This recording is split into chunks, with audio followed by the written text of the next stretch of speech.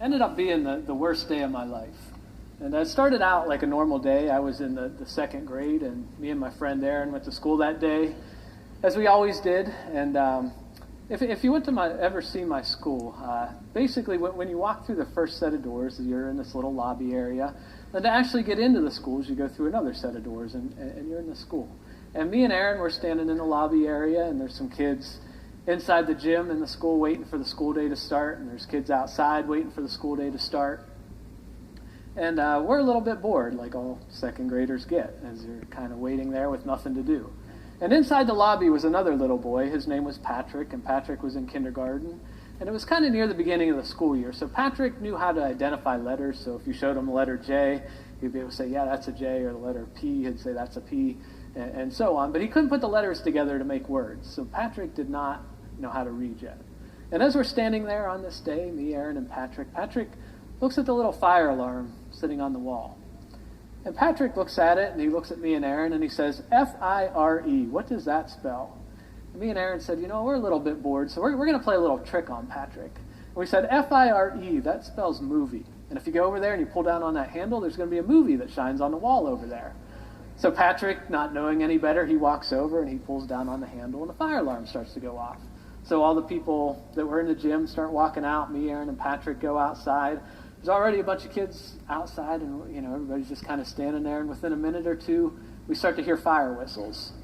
And about 5 minutes later, there's 4 or 5 fire trucks that come flying up to the school. And a little bit after that, there were 3 or 4 ambulances that came up to the school, and also 3 or 4 police cars.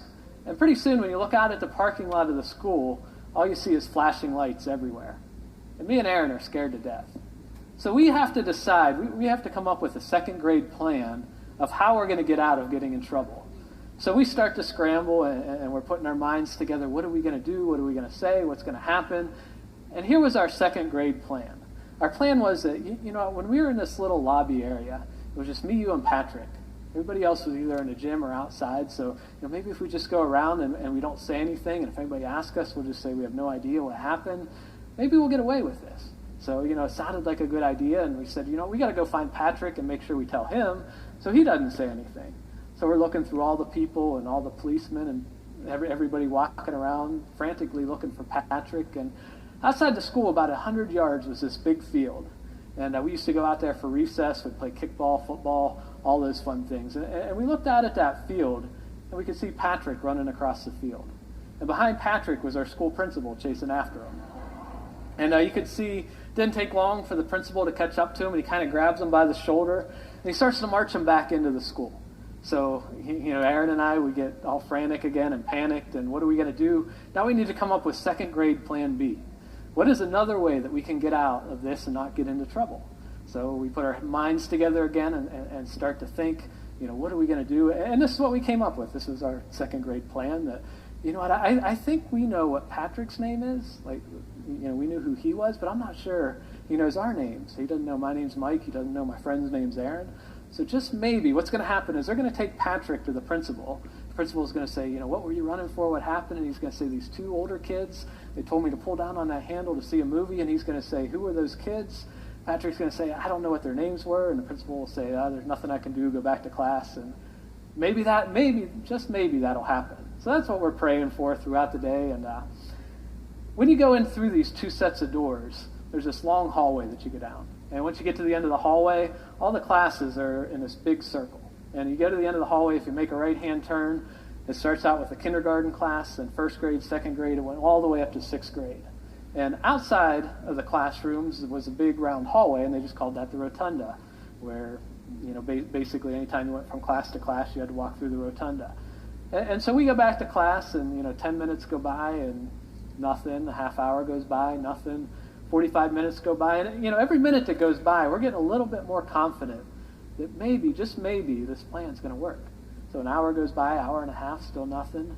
But then about 2 hours into this, as we're sitting in class, and we're feeling pretty good by now, the principal comes on the loudspeaker.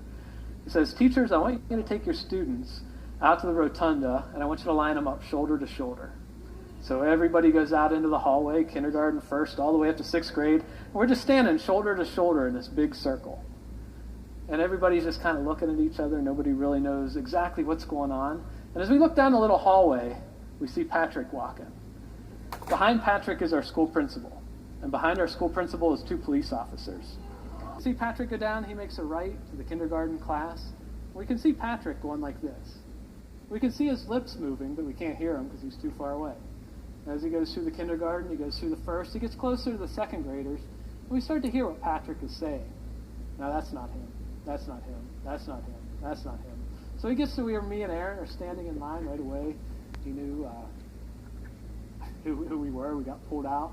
Unfortunately, back then they had the big long paddles, and we had to put up with that. My mom and dad are here. I'm sure they love bringing these memories back up. But anyways, we got punished. We got exactly what we deserved.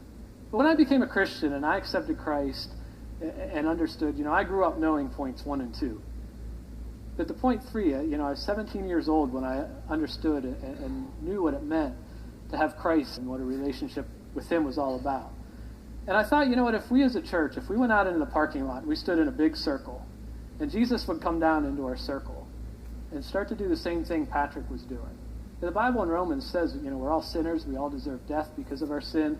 Jesus could very much look at each and every one of us and say, you're a sinner, you're a sinner. I know how you treat your wife. I know when you cheated on your taxes. I know what you're watching or thinking when nobody's looking. Jesus could do that to every single one of us. But the promise of the Bible is that when we've accepted him and believe that he died on the cross for our sins and we've surrendered our lives to him, that for those of us who are standing out there that's made that decision, we'd look at each and every one of us and say, you're forgiven, you're forgiven, you're forgiven. I died on the cross for you. I gave my life for you. So what we're going to do now, those of you who have never made that decision before, I'm going to lead you in a prayer. This is just a prayer to say, everything I heard today, and you may have been sitting here for 30 years and been trying to do it your way, thinking that you could be good enough. But this is a moment to say, it's not about me, it's about Jesus, and I want to ask him into my heart today. So if you would, just bow your heads with me and close your eyes. We know God can hear the cry of our hearts. We don't have to even say it out loud. But if you want to commit your life to Christ, just follow me with these words. Say, Jesus, I believe you died on the cross for my sins. And I confess to you that I'm a sinner, but don't want to do it my own way anymore. I ask that you would come into my heart today, that I would start a personal relationship with you. Know that I can have abundant life here on earth and have eternity with you in heaven. And it's in your name I pray. Amen.